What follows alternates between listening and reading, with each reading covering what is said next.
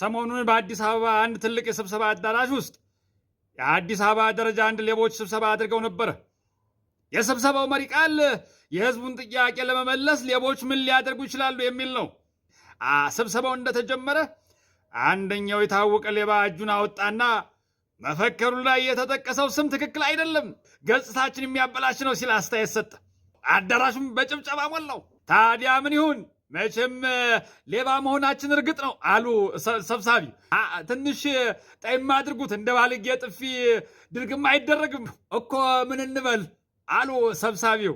ሌሎች ሰርቶ አደር፣ አርብቶ አደር፣ ወጥቶ አደርና አርሶ አደር ከተባሉ እኛም ነጥቆ አደር መባል ያለብን ይመስለኛል። ይሄኛውም በስብሰባው ጸደቀ።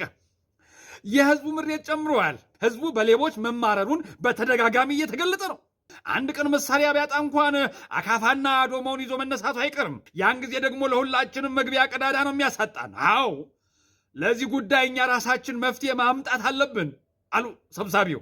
ስንናገር ለይተን መናገር አለብን። ሌባ ሁሉ አንድ አይነት አይደለም።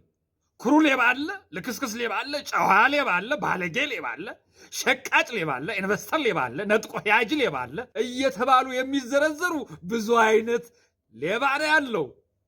በስመ ሌባ ሁላችንም መሰደብ የለብንም አሉ አንዱ ታላቅ ሌባ።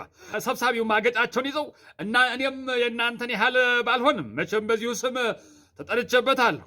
አሁን የዘረዘርከው ግን ምንድን ነው አሉት።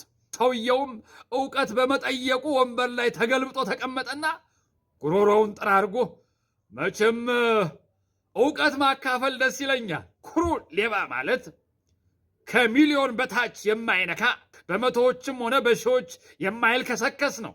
አዎ ልክስክስ ሌባ ደግሞ የዚህ ተቃራኒ ነው። ጨዋ ሌባ ማለት ደግሞ ሲሰርቅ በሕጉ መሰረት የሚሰርቅ ማለት ነው። ሰነድ አዘጋጅቶ ጨረታ አጫርቶ ማስታወቂያ አሰርቶ ቃለ ጉባኤ አያይዞ ዕቃ ገቢ አድርጎ የሚሰርቅ ማለት ነው።